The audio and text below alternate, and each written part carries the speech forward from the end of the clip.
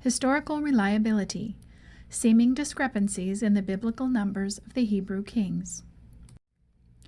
God's plan for the Hebrew nation did not include a king, but as God predicted they would, the people asked for one. First, God chose Saul and later David to be king of Israel. When David died, his son Solomon became king and ruled for many years. After Solomon's death, the people came to his son Rehoboam, asking that he lighten the heavy load Solomon had put on them. Rehoboam refused, saying he would make their load even heavier. That is how, after Solomon's death, the kingdom became divided. Rehoboam continued to rule in the south, but Jeroboam led a revolt and became king in the north. The books of 1st and 2nd Kings tell the story of the divided kingdom. As each new king comes to the throne, reference is made to the reigning ruler from the other kingdom, as in these two examples. So in the 20th year of Jeroboam, the king of Israel, Asa began to reign as king in Judah. Now Nadab, the son of Jeroboam, became king over Israel in the 2nd year of Asa, king of Judah, and he reigned over Israel 2 years. But as these biblical numbers are examined, they appear to be in almost constant contradiction with each other and other ancient historical records.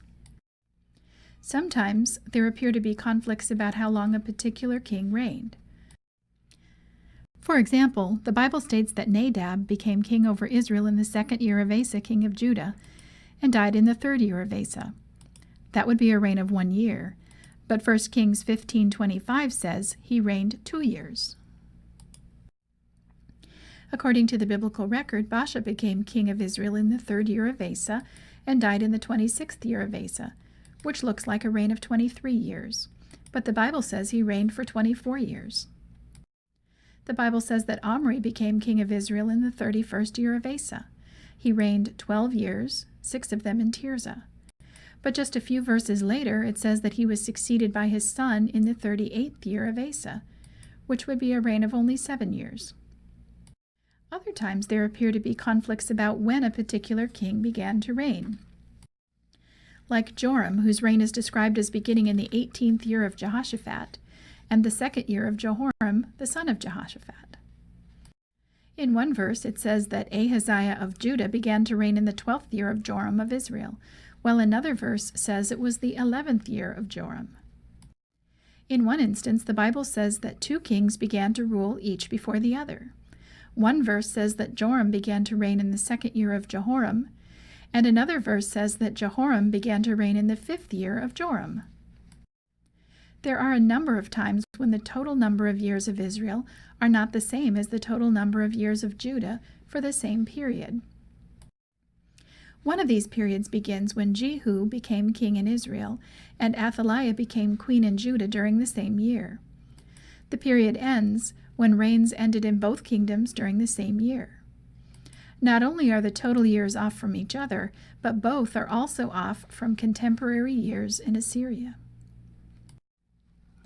Difficulties such as these have brought some of the most outstanding Old Testament scholars to the conclusion that this part of the Bible is hopelessly in error, hopelessly muddled, untrustworthy, and impossible to ungarble.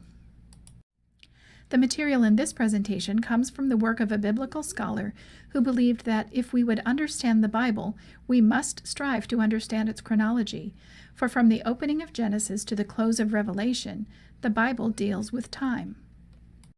In his book, he demonstrates that once we understand the methods used by the early Hebrew recorders, the Bible actually shows a pattern of internal harmony that matches other ancient records at every point where a precise contact occurs.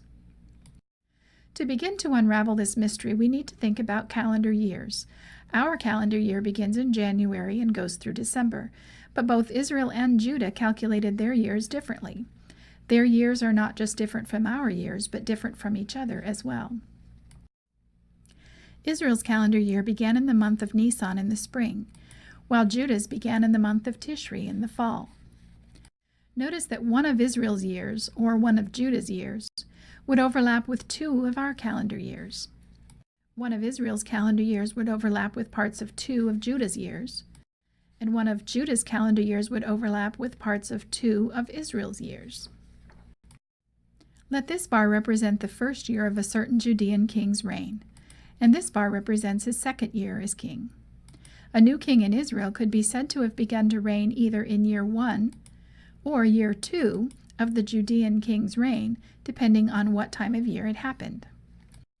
Or a new king in Judah could have begun to reign during an Israelite king's 35th year or his 36th year, depending on what time of year he ascended to the throne. Understanding when each calendar year began, and paying attention to how each one overlapped with the years in the other kingdom, is the first important point to understand. The second involves the difference between accession and non-accession year reckoning. Kings rarely began to reign right at the beginning of a new calendar year, and there were two different ways to count the partial year when they first became king. In accession year reckoning, that partial year was called the accession year, and they didn't start counting their first year as king until the beginning of the next new year. Using our modern calendar as an example, let's imagine that someone became king in September. The months between September and December would be considered their accession year. The next full year would be considered their first year. The next full year would be considered their second year, and so on. In non-accession year reckoning, the partial year, September through December in our modern example, would be considered the king's first year, even if it wasn't a full year long. The first full year would be considered the king's second year. The next year would be his third, and so on. In ancient times, some nations used accession year reckoning, and others used non-accession year reckoning. Since the accession year in one system is the first year in the other, and the first year in one is the second year in the other, the numbers of years in non-accession year reckoning always appears higher than the number of years in accession year reckoning. Also, since the non-accession year reckoning counted partial years as full years, notice how the same year could be counted twice. If one king died during his third year in power, that partial third year would be counted as a full year for him. But it would also be counted as a full year for his successor. The combined years of all the kings in a kingdom would become inflated by an additional year each time there was a new king. Understanding these 2 points allowed Edwin Thiele to unravel the mystery that had baffled scholars for decades, and allows us to see how the biblical record has been shown to be historically accurate. A careful study of the numbers in Kings reveals that in Judah, the accession year system was employed from Rehoboam to Jehoshaphat. Then the non-accession year system was employed from Jehoram to Joash. Why would Judah change from one method to another? At the time of Ahab and Jehoshaphat, the two nations entered into a formal alliance sealed by the marriage of Athaliah, daughter of Ahab and Jezebel, to Jehoram. When Jehoram became king, he walked in the ways of the kings of Israel. This included using the non-accession year system, which lasted until the reign of Ahaziah, when Judah went back to accession year dating and used it until the end of its history. We find evidence of this shift in the two seemingly conflicting statements we saw earlier about the beginning of the reign of Ahaziah in Judah.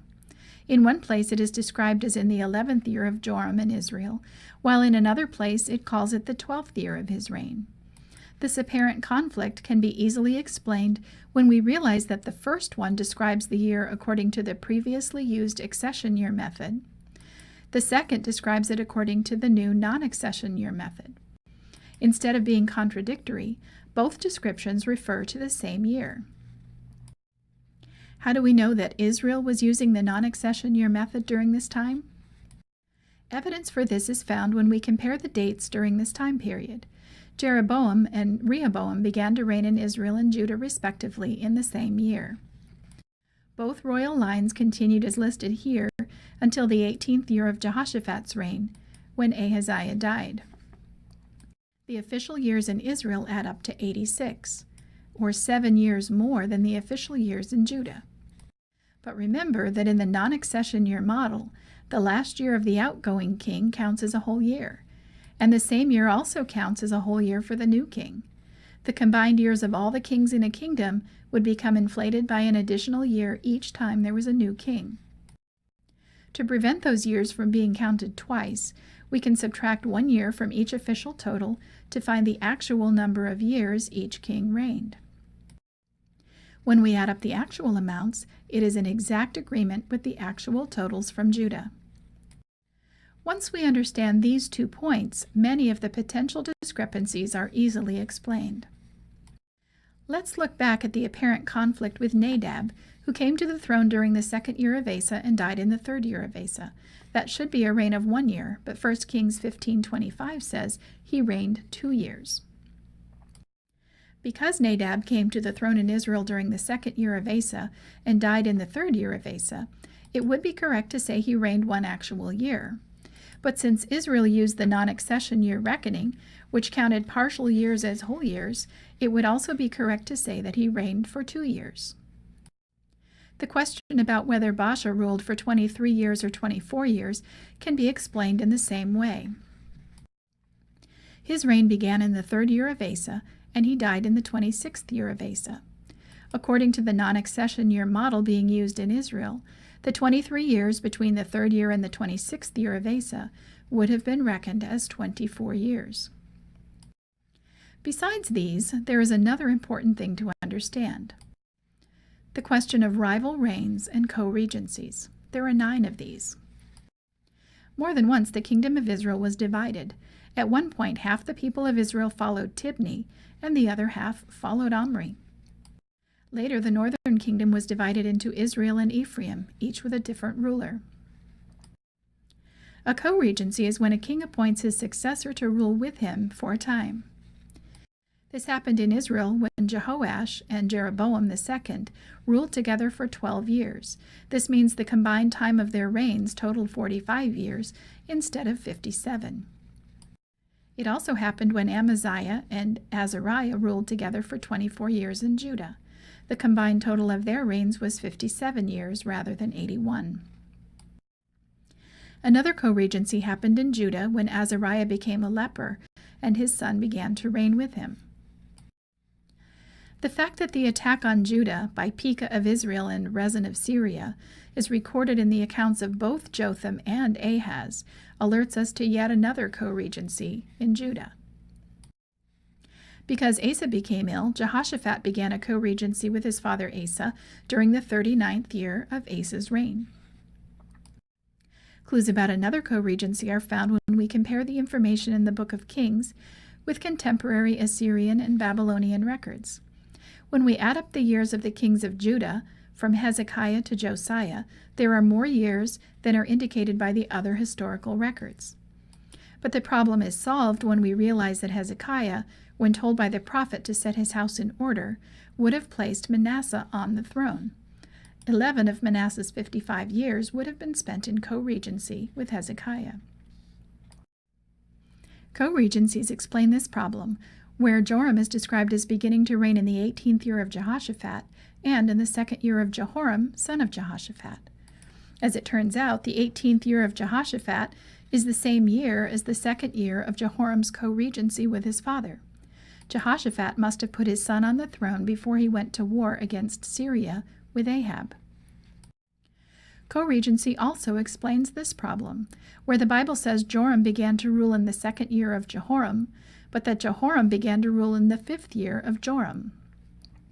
As it turns out, Joram of Israel began to reign in the 2nd year of the co-regency of Jehoram of Judah. This co-regency terminated in the 5th year of Joram of Israel, making Jehoram the sole king of Judah. Along with understanding the different calendar years and the different ways of reckoning the beginning of a new king's reign, understanding rival reigns and co-regencies can help unravel many of the mysteries of the chronologies of the kings. As if all that weren't enough, there's one more thing to understand. According to Dr. Thiele, the single greatest cause for misunderstandings is the way some of those overlapping reigns are described. He calls it dual dating. Let's look at an example. In the 31st year of Asa, king of Judah, Omri became king over Israel and reigned 12 years.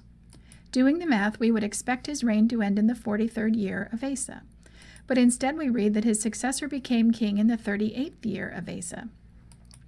How can the years between the 31st year and the 38th year be called 12 years?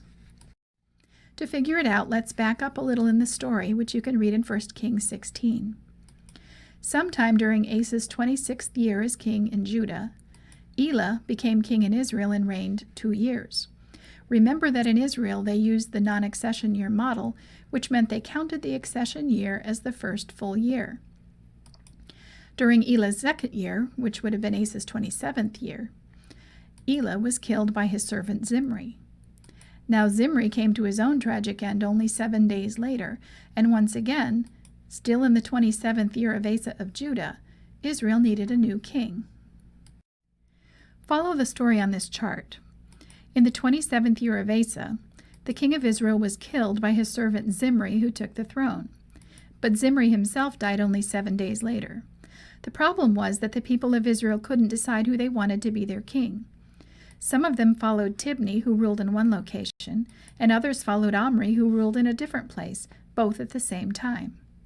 This went on for several years until Tibni died and Omri became the only king in Israel, which happened in the 31st year of Baasha of Judah. Omri continued as king of Israel until he died, which happened during the 38th year of Baasha of Judah. So when the verse says that Omri became king of Israel in the 31st year of Baasha and reigned 12 years, part of the verse refers to when he became the only king of Israel, and the other part of the verse refers to the entire time he was king, including the time Tibni was also king in a different location. We can easily see why Dr. Thiele calls this the single greatest cause for misunderstandings concerning the chronological data in the Book of Kings. Another example of dual dating is the verse that says Jehoshaphat became king over Judah in the 4th year of Ahab and reigned 25 years. When we look at all the biblical data, we see that the 4th year of Ahab was the same as the year Asa died. Because his father Asa became ill, Jehoshaphat began to rule with his father Asa in the 39th year of his reign.